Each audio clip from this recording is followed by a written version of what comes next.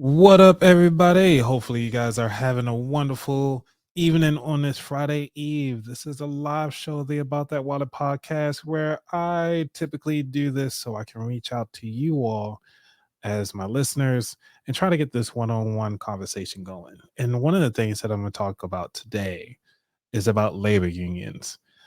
Ah, man, this is going to be a wild one. So make sure you got your popcorn. We're going to be doing some deep dives and some longer conversations. So, going to get this intro and then we'll be right back.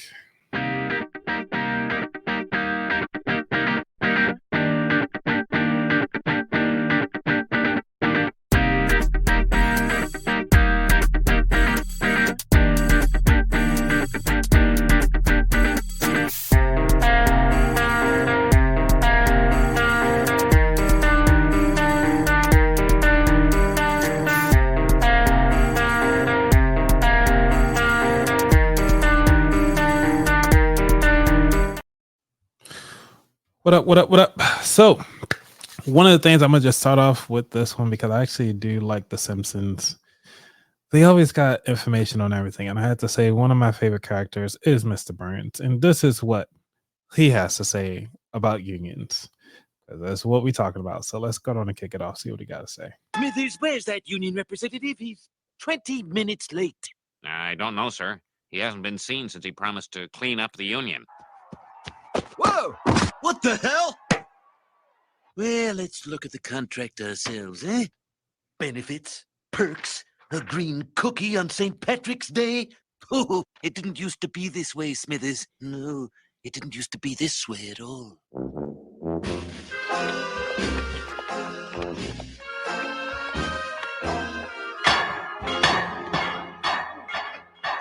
Come on, crack those atoms. You, tear out those pockets. Atoms. 1, 2, 3, 4, 6 of them. Take him away. You can't treat the working man this way. One day we'll form a union and get the fair and equitable treatment we deserve. Then we'll go too far and get corrupt and shiftless. And the Japanese will eat us alive. The Japanese? Those sandal-wearing goldfish tenders?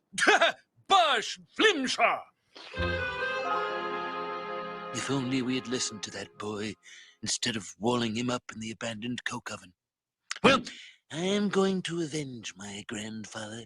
We'll take on that greedy union.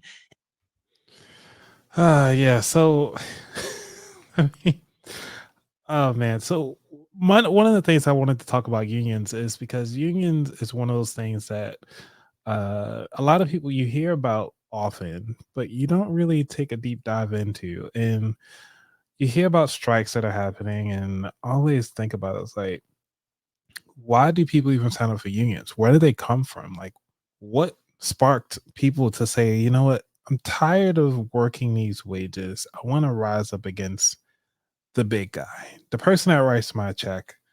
And I really think it's unfair on how they operating.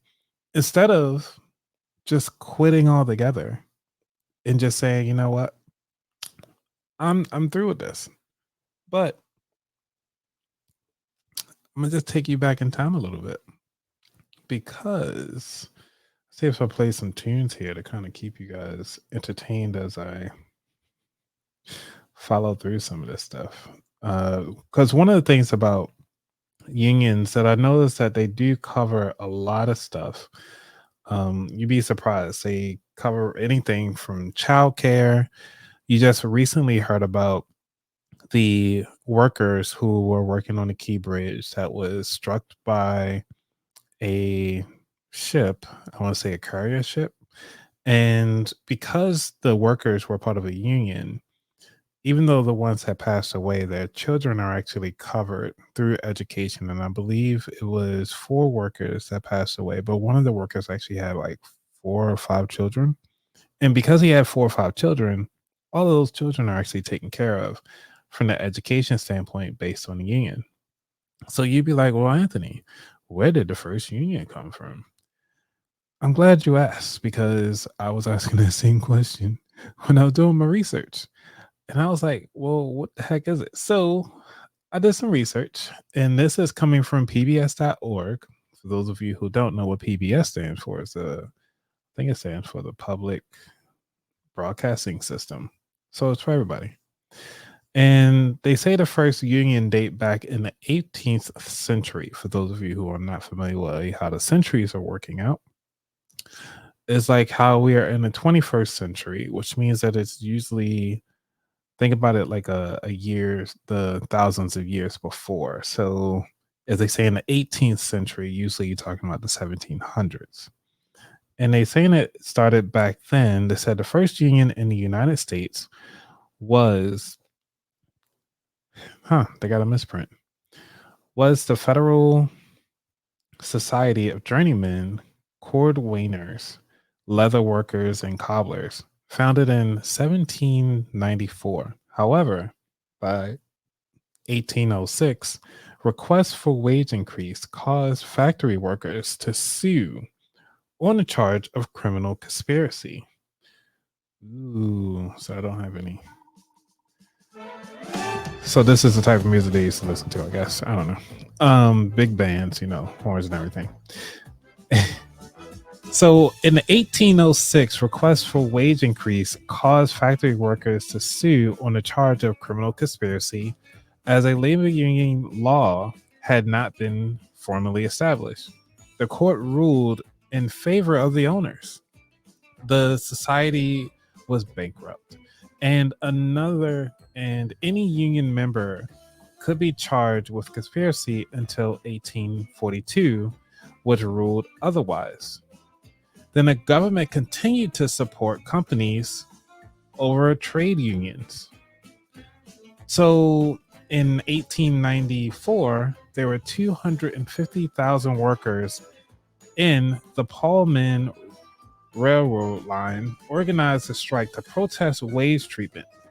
But President Grover Cleveland responded with sending federal troops to prevent the strikes from obstructing the trains, and fights broke out between the soldiers and the strikers.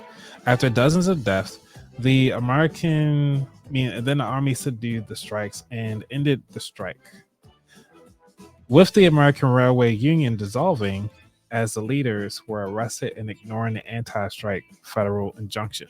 So this is really key important information here, because it goes to show that how even though the workers might have been in the right, it still looked as though the government was still funding and supporting the independent companies, which is interesting.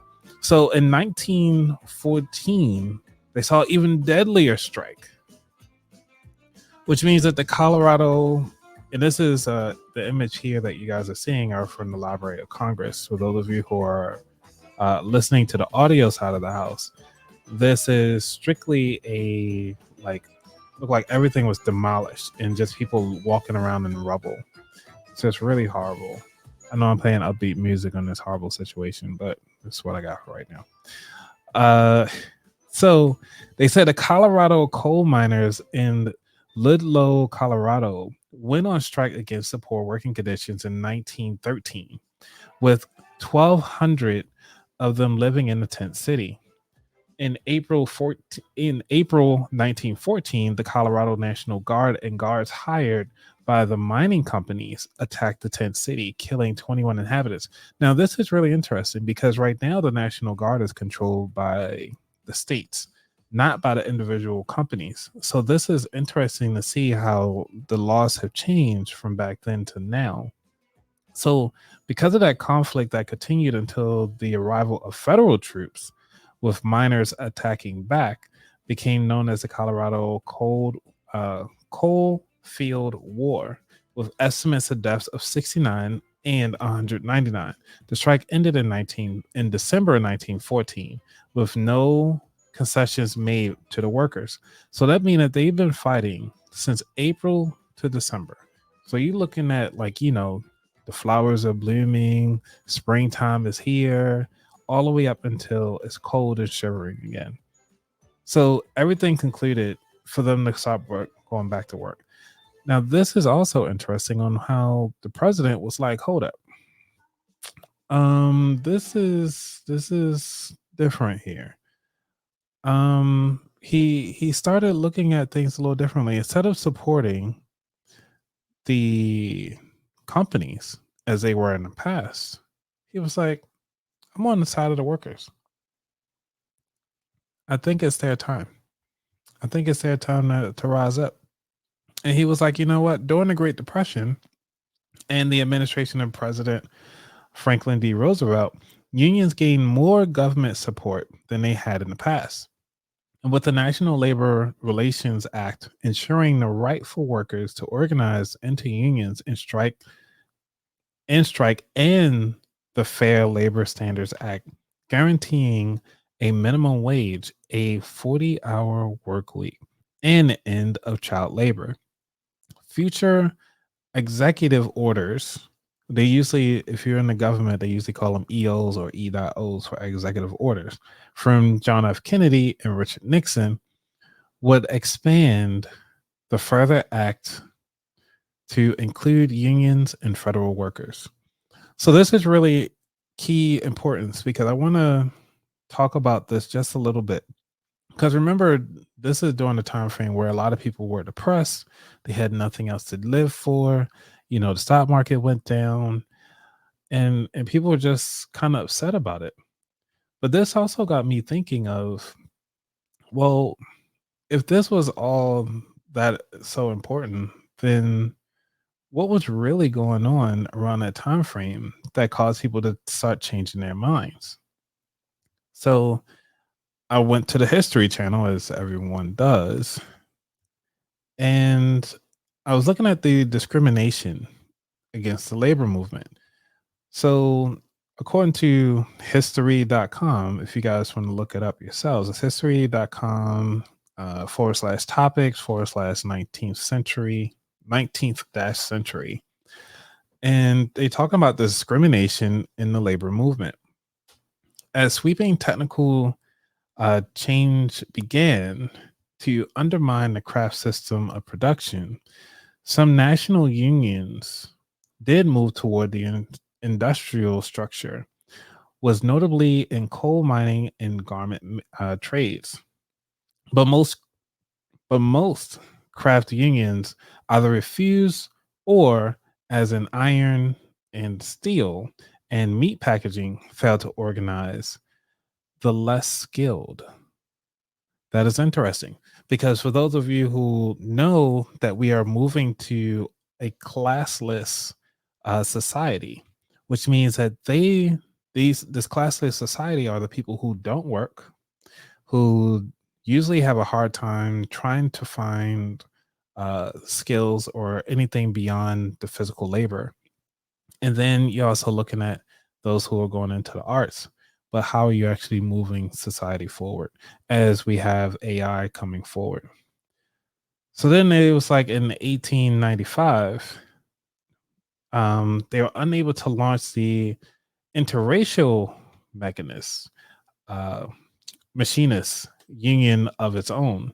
The federation reversed an early principal decision and chartered the whites only International Association of Machinists.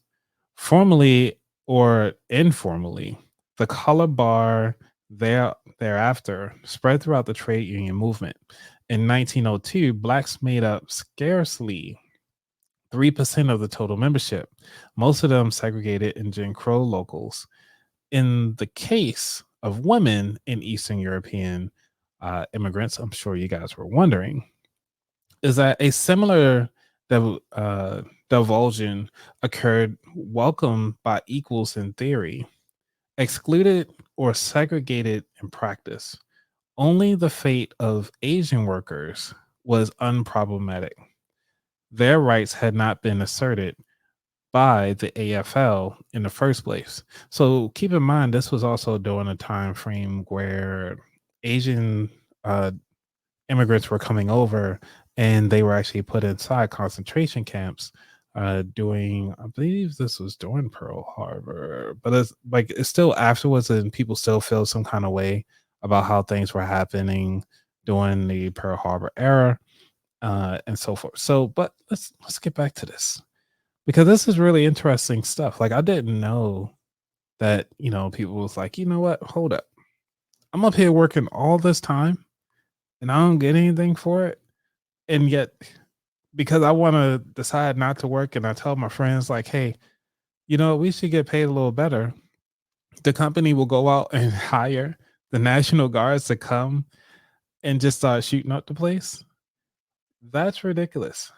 I'm so glad that, JFK, John F. Kennedy, and also Nixon kind of decided to expand and actually start backing the workers, because this is really important to kind of think of. Now, oh my gosh, you gotta love these ads. It's not even related to the topic. So now we're getting up to During the his first 100 days in I'm gonna play this little clip here. This is directly from their website so that we all can hear what they had to say. It's just a 2-minute video. So let's see what they got. office, FDR pushed an unprecedented. During his first 100 days in office, FDR pushed an unprecedented slate of legislation through Congress to fight the Depression. This was the start of the New Deal. The New Deal is a series of initiatives that imparted a much greater degree of security and safety and stability to American life in all kinds of sectors, in the banking sector, investment sector, home building, home owning sectors, employment, and so on. Franklin Roosevelt had a great political partner in the New Deal, his First Lady. The crippling effects of the president's polio made Eleanor indispensable to him. She could be his eyes and his ears and his legs, and she could tour the country, and she could reach out to people, and then she could bring the country back to him. She was always pushing the New Deal and him to do more in terms of social welfare and helping Americans. And I think that in many ways, we can really see her as the conscience of the New Deal. The New Deal expanded beyond those first 100 days. In 1935, Congress passed the Social Security Act, creating a safety net for the elderly, disabled, and unemployed. Despite the passage of the Social Security Act, FDR's New Deal didn't put an end to the Depression. It would take the industrial mobilization of World War II to achieve that goal. In a sense, he didn't succeed any better than Herbert Hoover did economically. Where Roosevelt succeeded was in exuding public confidence, making the Depression more palatable to people, giving people the impression that he really was doing something, that he really cared. So I think that's really important to see that, the presidents made a big deal when it came to the labor unions, the reason why we have them, and the importance of why we keep them today. Now, we have to think about it as a collective. The whole point of having a union is that you want to be able to come together and bargain for your fair share in the company. And some people might not like that. But if it's not against the law, they're not breaking any laws. They come into you humbly. Now, they might break a leg or two. I mean, that's how it started with the mob, but we ain't going to go down that route. We trying to keep it all together here. What was really going on? So, this is what they were doing. Okay. So there is I believe there's one of those unions. I think it's called the AFL-CIO. And I'm trying to figure out where they put it at because they don't spell it out here. Let me look it up right quick. But it's one of the largest union setters out there. Say AFL-CIO. And it stands for the American Federation of Labor and Congress of Industrial Organizations. So that actually is one of the biggest unions that is in the United States right now. I believe it has about 7 million union members. So the formation of the AFL-CIO in 1955 visibly testified the power mean, to the powerful communities, mean continuities persisting through the age of industrial unionism. Ugh, I cannot speak today. You guys, like, I'm glad this is live because y'all can see this, because usually I edit all of this out. But here we go. Above all, the central purpose remained what it had always been, to advance the economic and job interests of the union membership. Collective bargaining performed impressively in the World War II, more than tripling weekly earnings in manufacturing between 1945 and 1970, gaining for the union workers an unprecedented measure of security against old age, illness, and unemployment, and through contractual protections, greatly strengthening their right to fair treatment of the workplace. So if you guys are thinking about like how you can get hurt on a job and then you just fall down and all of a sudden you get in workers' comp, that is part of the union. If you're complaining about like, hey, I only get about 3 days or a week or even 2 weeks or just 0 days, I think in the US there is no law that requires you to have time off for having a baby. So for the women out there just want to have a baby and get jobs like, well, I expect you to come back that next day, they're not against the law. It's just the way how things are written, until we have unions that actually fight on your behalf. Because the companies, these big companies, they have lobbyists that come in every day to make this happen. Now, I'm not saying like this is for a fact, but remember, I'm just here to educate you. And this is for education purposes only. And some people might say this is for entertainment. So if you're here for the entertainment, by all means, enjoy it. But I want you to start thinking about this. So now we're getting into the fun part of it. But before we do that, I want to go ahead on and move things over. I think I got like a little small trivia. I'm actually trying things out. I didn't add my music yet. So bear with me here. I have a little trivia for you all. And I'm going to read it before we go to commercial that I created for this. Let me see if I get some catchy music, because I got to add the music to it later. When I do that, it'll be for the next live. I actually just created this, so pay me no mind. All right. All right, so here we go. So trivia time. What is the trivia for today? The trivia is, what age do people start building their wages? 15 to 20, 21 to 25, or 25 to 30? Let me know what you guys think and listen to this commercial coming up, and be right back.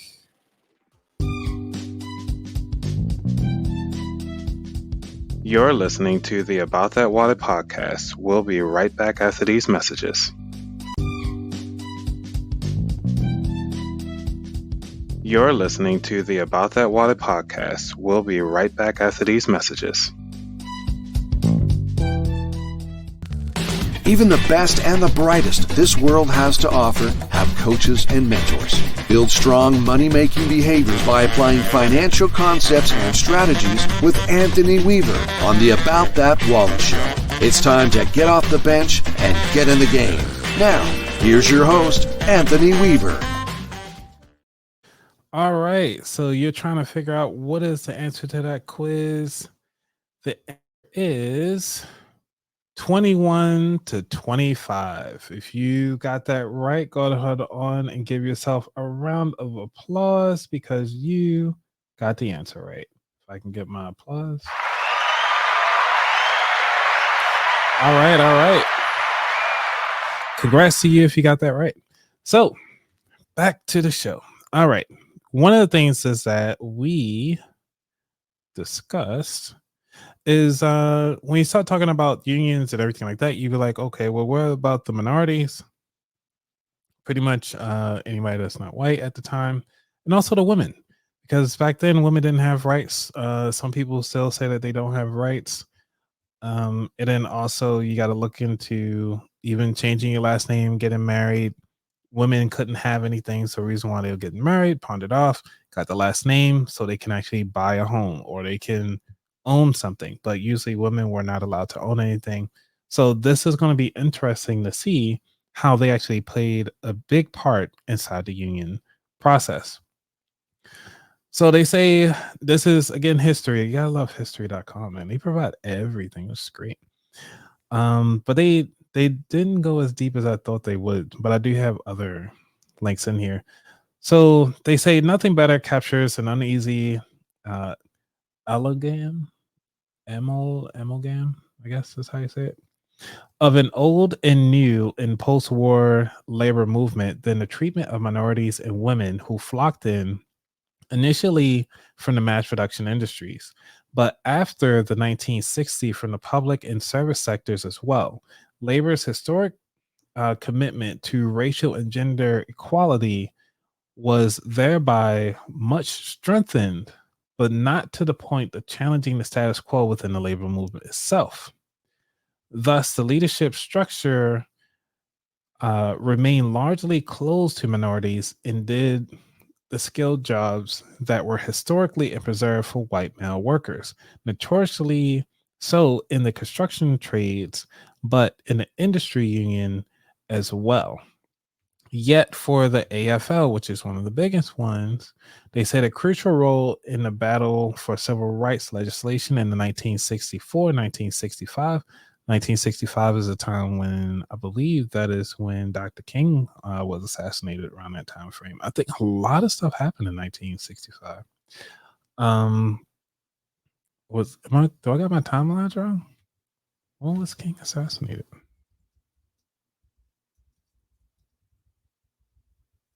I'm sorry, you guys, for the long pause. Oh, he was assassinated in 68. I'm sorry. So I'll take that back. Okay, so just 3 years later. All right, anyway, I'm going to read this again. So yet the AFL and the AFL-CIO played a crucial role in the battle of civil rights legislation in 1965, 1964. That was the legislation might be directed against the discriminatory trade union practices was anticipated and quietly welcomed by more progressive labor leaders, but more significantly than the meaning they found in the championing this kind of reform. Now that's really interesting to see how laborers were actually pushing for this, but a lot of them were still not for it. So it's like, well, why? Like it doesn't give you that why factor in this. And this is one of the reasons why I had to go to so many different sources to try to find how things were working out. Because remember in 1965, that was just mentioned. Where am I?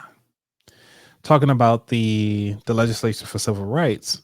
During that time frame, I was looking up what are the biggest impacts of the labor unions and far as the biggest strikes. There was one strike that happened in the spring of 1966. A small group of California farm workers that were supported captured the attention of the nation. So remember, we just talked about it in the history side of the house that they were talking about the civil rights movements between legislation for 64 and 65. So then just a year later, you have this huge strike where they saying in the morning of March 17th, 1966, nearly 100 striking farm workers, most of them Mexican American and Filipino, set on foot from a small town, Delano, bound for the capital of Sacramento, roughly 300 miles to the north. As they passed through a dusty highways and farming communities on the Central Valley, they were joined by student activists, union organizers, civil rights workers, and members of the clergy, all drawn to the remote regions of California in support of the farm worker struggle. So because during this time frame, you have so many struggles across the United States to either A, integrate the workforce, but also you're looking at fair wages at the same time. Now, keep in mind, this is obviously post-war era, so people are kind of settling in. But because everybody's settling in, you're looking at when the boomers are coming through. So they making babies. And because they making babies, they got a lot of mouths to feed. So with that, oh man, I see that I'm starting to cut off on here. Let me see if I can. There we go. So they said for 6 months, farm workers had been on strike. They refused to harvest grapes in the vineyards around Delano until the growers met their demands for higher pay, safer work conditions, and recognitions of their unions. So remember, we were talking about earlier is that a lot of these companies were not recognizing these unions and were calling on the state to kind of help provide physical like manpower to kind of either kill these workers so they can get back to work, or are they going to continue on doing it this way? So because they didn't get their demands or even being recognized, the National Farm Workers Association, or NFWA, and the Agricultural Workers Organization Committee, or the AWOC. And so they continued that march, but they say here the 1966 Farm Worker March was not only part of the farm worker struggle for justice, it was a key moment in the civil rights struggle in the 1960s. The farm workers who marched in the Delano to Sacramento represented a large seasonal labor force comprised overwhelming of people of color, whose labor made California's thriving agricultural industry possible. Although their labor produced fortunes from the soil, they were subject to poor wages and poor working conditions. This seems to be a repeating process since the 60s. We still here in the 21st century, and we still having these discussions about this. So like, what in the world is really going on? Are people actually paying attention to these unions, or to the people that are actually out here fighting for everyday people like you and I to have fair wages, have fair working conditions, and have the ability to support our families? Now, this is something that's really interesting to see. And that's the reason why I was looking up unions, because I was like, I hear about it, but what is the significance of them, and what makes them so impactful, and why people care about them? So let me finish this last paragraph here. They say farm workers also experience a legal and illegal discrimination. In the farmer movement, like the broader civil rights movement, economic inequality and social injustice went hand in hand. By forging a unique coalition of labor, civil rights, and religious leaders, farm workers successfully overcame the entice power structures of the California agriculture. Their movement challenged some of the most powerful people and corporations in the state, demonstrating a remarkable resilience and ingenuity on the path of the Delano to Sacramento. Read the short essays below, blah, blah, for historical reference. So this shows that, they were fighting for this, but a lot of people were not taking them seriously. And so when you're not taken seriously, sometimes you have to sit out a little longer.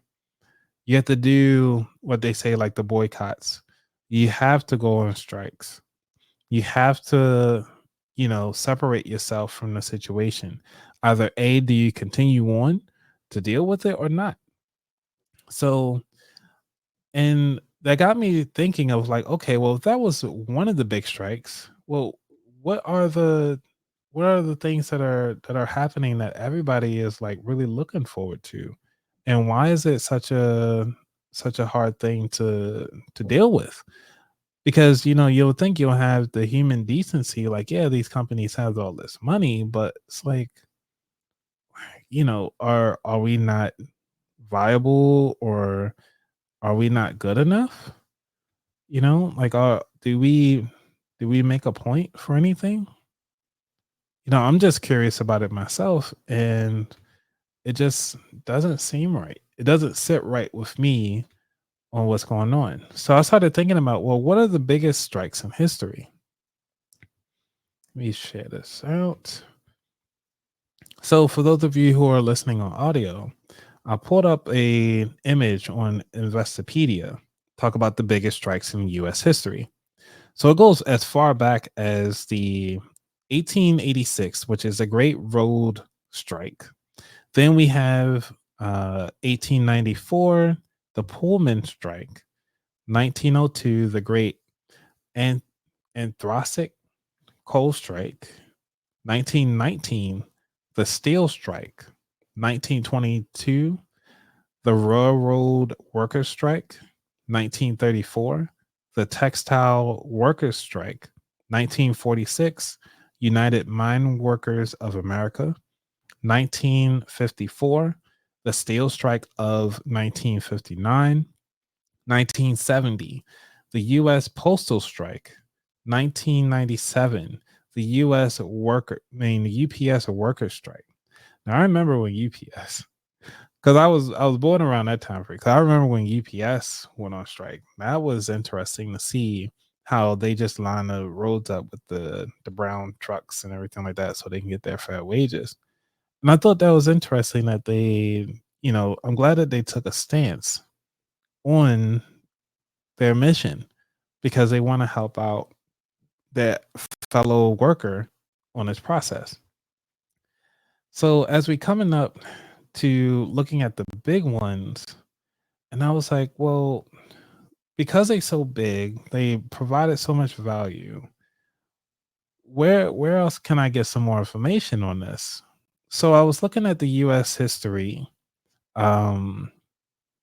page, which I think is called the LLC, the Library of Congress, because remember, the Library of Congress helps out with a lot of this stuff. And they depict a picture here from the CIO pickets. Let's see if I can blow this image up here. Oh yeah, I can. And it's just basically the women saying they want more money means better living conditions. We want a contract. And this is for the women fighting for their rights in Georgia, Greensboro. And it's actually interesting to see how that works. Let's see. I'm gonna skip through because he's going back in the past. Like I'm jumping around timelines here, but I want you to see like back in the New Deal, which was in the 1930s, when they were talking about, laborers, and President Roosevelt was actually backing a lot of this stuff. You have the union movement, which failed in the previous 50 years, because remember we talked about it in the very first one, was it 1895? That in the past 50 years organized a much larger number of laborers, such mass production industries, as we talked about steel, textiles, mining, and automobiles, because this was around when I think Ford and GM were battling and stuff like that. So the steel mills were very popular back then as well. Like in Maryland, I think there's Bethlehem Steel, which is one of the biggest steel mills in Maryland. If you ever want to come by to Maryland, check it out. It's a pretty cool historical site. If you haven't, it's okay. But yeah, so they take it like that. These rather than the skilled crafts were to be the major growth industries of the first half of the 20th century. Now, keep in mind, these were the crafts that were needed back then. Currently, you're looking at how the industry has changed, where a lot of people only doing working on their computers or working from home, and not too many people nowadays are actually willing to do the hard stuff. So these unions have to rise up. So it's interesting to see the shift on where the money goes. But let's continue on here. What they say here with the Library of Congress, they say although the future of the labor unions looked grim in 1933, their fortunes would soon change. The tremendous gains of the labor unions experienced in the 1930s resulted in part from the pro-union stance of the Roosevelt administration. I keep wanting to say President Roosevelt of the Roosevelt administration, and from the legislation enacted by the Congress during the early New Deal. The National Industrial Recovery Act, or NIRA, in 1933 provided for collective bargaining. The 1935 National Labor Relations Act, I don't think that has an acronym, also known as the Wagner Act, there we go, required businesses to bargain in good faith with any union supported by the majority of their employees. So remember recently, I believe, was it like last year or the year before, Amazon employees were trying to like unionize, and they was like, no unions, or blah, blah, blah. But if Amazon was going to really do the union, they would have to comply by this act that was actually put in by Congress. So here we are. So if you start seeing these companies be like, you know what, I don't know why they don't like union, because they screwed over their employees. The employees see it. They see it. So how do we move on? And so this, what they call this, the CIO. So they say, meanwhile, the Congress of the Industrial Organizations split from the AFL and became a much more aggressive in organizing unskilled workers who had not been represented before. Strikes of various kinds became important organizing tools of the CIO. Well, this is very interesting, because if you're saying that the CIO is looking for the unskilled workers and the AFL is looking for the skilled workers, then who was really reaching out, like fully educating people about their rights of skills that's necessary to do the jobs, so that they can just focus? Like, everybody at the end of the day just want to make a fair wage to cover their expenses and their lifestyle. Everybody want to be able to just go home, go to work, do one job, get paid enough in that one job so that they can go to, so they don't have to worry about dealing with all this other stuff. Like, nobody wants to work two jobs, but here we are dealing with the unions. Oh man, this is great. Okay. So I was like, all right, why do people even join unions? Why? Just somebody tell me why. So I was actually researching. So I went to LinkedIn, because LinkedIn, LinkedIn does a good job with making sure that people have, a job. So I figured, why not? Let's see what they got to say. And this is by Paul Landahl, project manager of the ADRA. I'm not even sure what that is. But he shows here. He listed a couple reasons why. The first reason is that they want for higher wages and increased benefits, shorter hours, and improved working conditions, and certainly important reasons for joining a union. Secondly, he has on here job security. One basic human need is security. I mean, that's ultimately what I was saying before. It's like, we just want to have one job. In a work environment, employees find themselves in dependent relationship with their bosses. Now, this is what a lot of people were saying. So when you hear I'm going off on tangents, it's because I want you to understand that from the financial standpoint, when a lot of people are talking about this FIRE movement, financial independent and retire early movement, they want you to become independent, financially independent from your employer, from your boss, so you can actually fire your boss. This is what the FIRE movement is all about. Because a lot of people don't have that job security or that financial backing, so that they are not, so that most of them are just sitting around being dependent on their work and saying like, hey, I have to go to work or have to show up to work, or I'll get fired and I don't know what else to do. This is what I'm talking about. So the unions are trying to say that, in the everyday, this is what this person is saying, in the everyday working environment, employees find themselves in a dependent relationship with their bosses and on what they probably view as impersonal organizations. Now you'll be like, well, what is impersonal, Anthony? I don't know. Let's look it up together. Okay. So we can get our definitions. So impersonal is not showing or involving personal feelings. So when people say it's business, not personal, they mean impersonal, not personal. If you learn to look at the root word and all that fun stuff. Okay. So because it's an impersonal organizations, just business, that means that they can fire you and let you go whenever they please to. I know Maryland is a state it's called an at-will state. Yep. Thank you, Mom. You're so right. Maryland is a work at will state. Yes. Which means that they will fire you at will, no cause or no reason behind it. So know your state laws, double check your state to make sure that you follow that.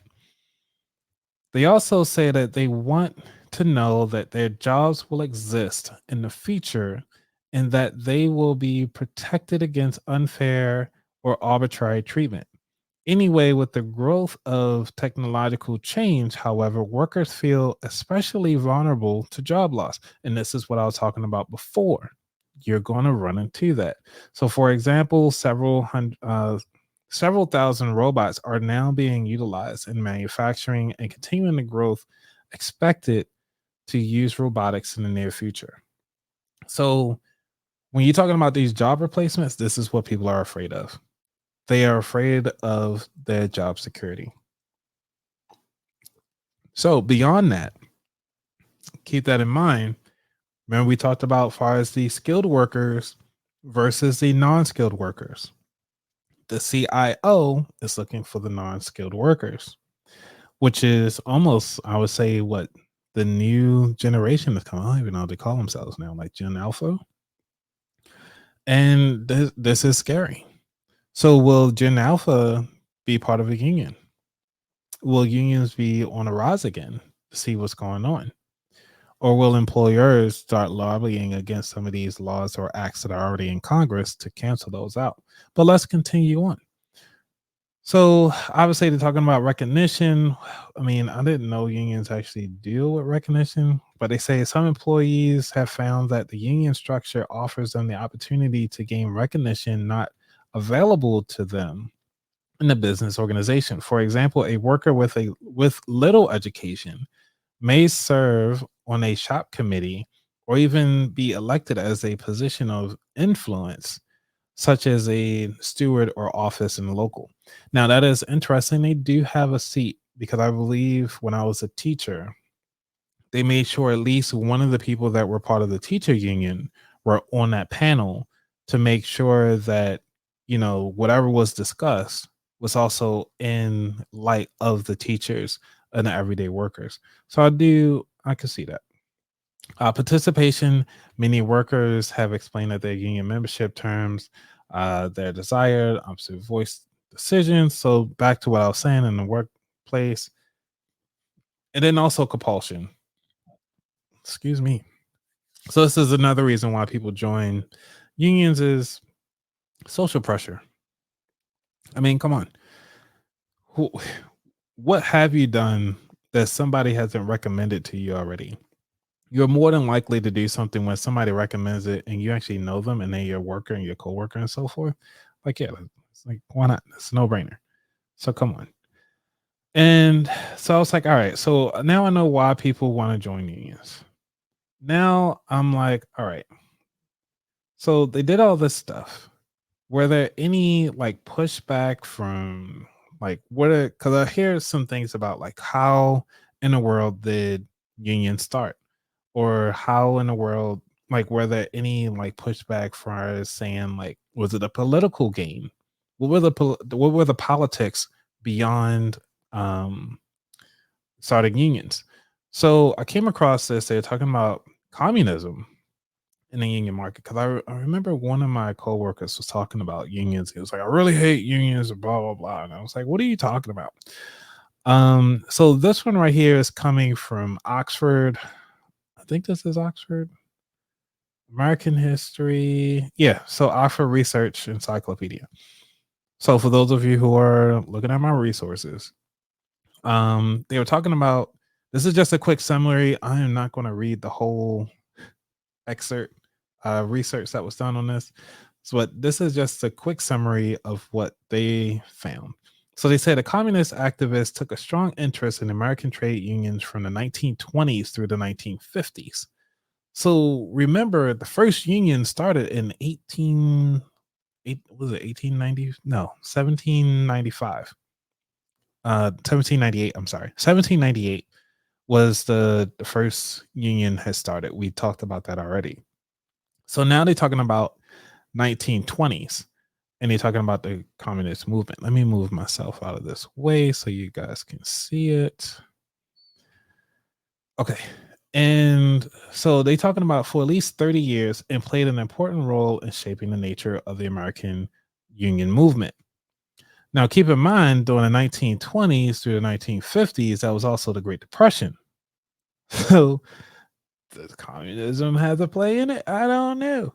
We're going to continue on reading. They said the initial communist trade union activism drew upon radical labor traditions that preceded the formation of the American Communist Party, though the CPUSA. Early communist trade unions experimented with different types of structures to organize unorganized workers. Now, remember, we just talked about this. The CIO is looking at the unskilled workers, and the AFL is looking at the skilled workers. This is intriguing. So they also struggle with the international communist factionalism. Communist trade unions, unionists were the most effective during the Great Depression and World War II. Because remember, we talked about that. That was during the 1930s. In those years, communist activists helped build the Congress institution, which we just talked about, the CIO. What? Mind blown. Okay, I wish I had like an explosion like sound effect. Mind blown. I didn't know that. And during the industrial unionism to previously unorganized workers. Throughout the history of communist involvement in the U.S. labor movement, international communist policy guided general organizing strategies. Shifted in international policy, such as the announcement of the Soviet non-aggression pact in Germany, proved political difficult to navigate on the local level. Yet left-led unions proved to be more democratically run and focus on the racial and gender equality of many of those without the communist influence. So this is good to know that, you know, as far as the left-leaning unions were focusing on, you know, the movement, as we talked about earlier, was the equality of the minorities and also gender equality for everybody in the workforce. Let's see what they also found out here. They say their leadership supported the social justice and militant actions. Interesting. The Cold War years witnessed CIO purge of left union. Ooh, they purged them. Left-led unions and federal investigations and arrested communist trade unionists.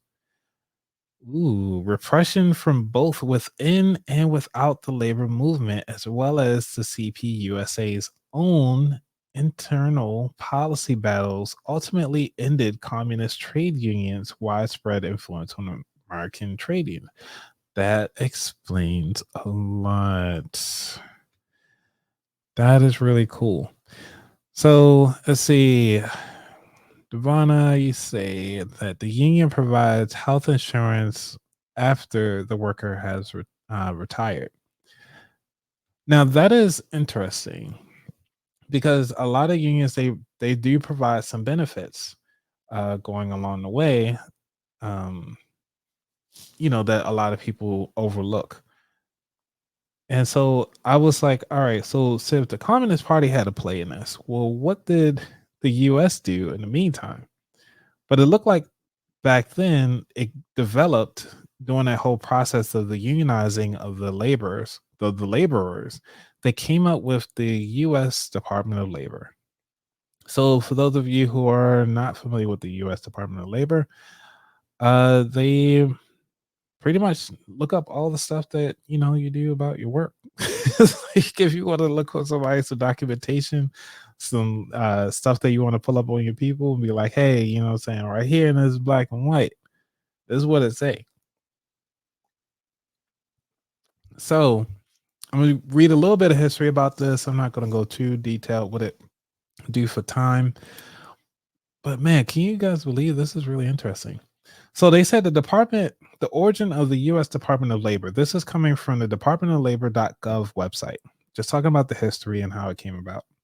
They say the law creating the U.S. Department of Labor, signed by President William Taft on 1913, was virtually overlooked among the historical events on that day. So the city of Washington was bursting with ongoings of all kinds.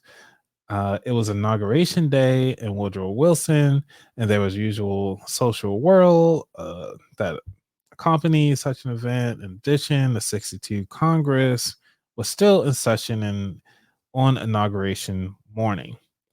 The retiring president with a pile of bills upon which to act, one of them being the Sulzer bill to create a Department of Labor headed by a cabinet officer. So I'm gonna skip through, give you some timelines here, and just run through the timeline. So Massachusetts Bureau of Labor Statistics in 1869.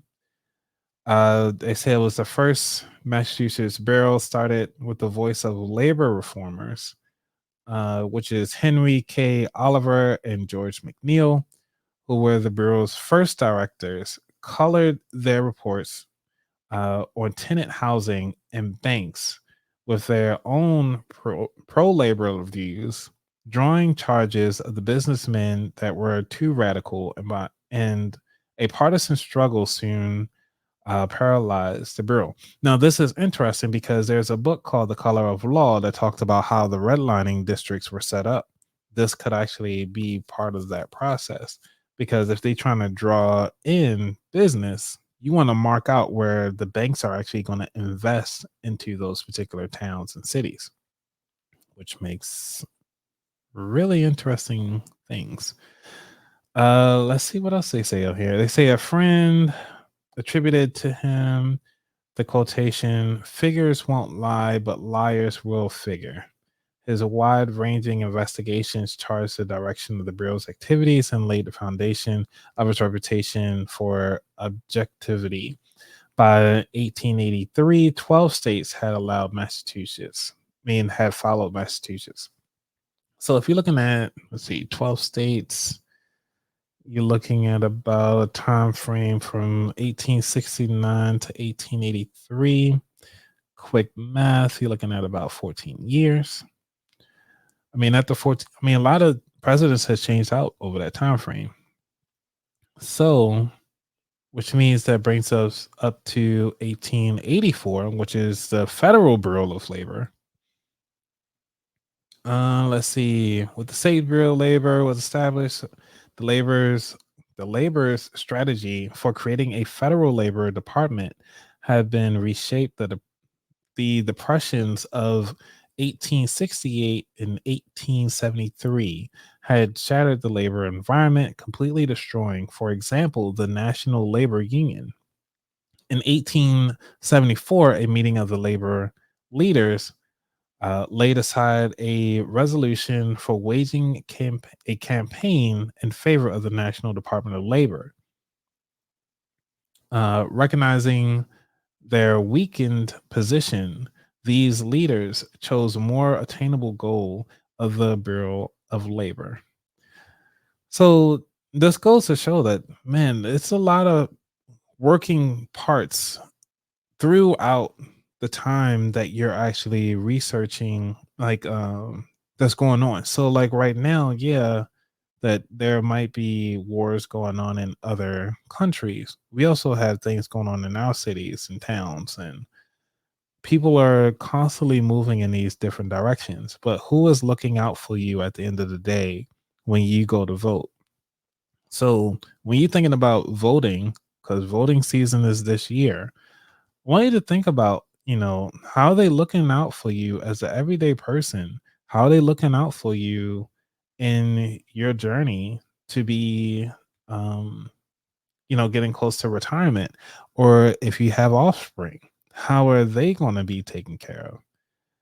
Now, one of the things I did look into is, well, you know, unions. The last thing is that, how much did it cost to join? If you decide to join a union, I'm not telling you to join one. I'm just providing it. The look into, um, you know, what it is that it is offered. Most of them, I think, on average, is about $50 a month, and that's for as long as you're there. Now, they, as we already talked about, they provide you a seat on the table. They providing education. They trying to make sure your voice is heard at the table. They are looking out for your day to day activities, making sure that you're comfortable, and we just want to make sure that they just want to make sure that you have everything that's necessary to be successful in your job, so that you have the job security, you're having the income that's necessary to support your family, and that they are making sure that you know you're happy. At the end of the day, that's all we want, and the corporations aren't taking advantage of you. So, with that being said, if you really enjoyed this episode, make sure you go ahead on and like and subscribe. Share this episode with somebody. I wish you all the best out there. Continue on to learn. If there's any topic that you want me to do a deep dive on, I can do a little bit better research. Please leave that in the comments so I can do some research on that for the next episode. Keep in mind, I have a lot of episodes I need to release. So I think I'm free this weekend. So I'll be just pretty much just start dropping episodes as I'm done. And I'm trying to clear out my backlog. So you got about, like, let's say at least 8 to 10 episodes coming rapid fire. So just make sure you stay locked in, stay tuned. And I wish you all the best, everybody. Y'all be safe. I'm out. Peace.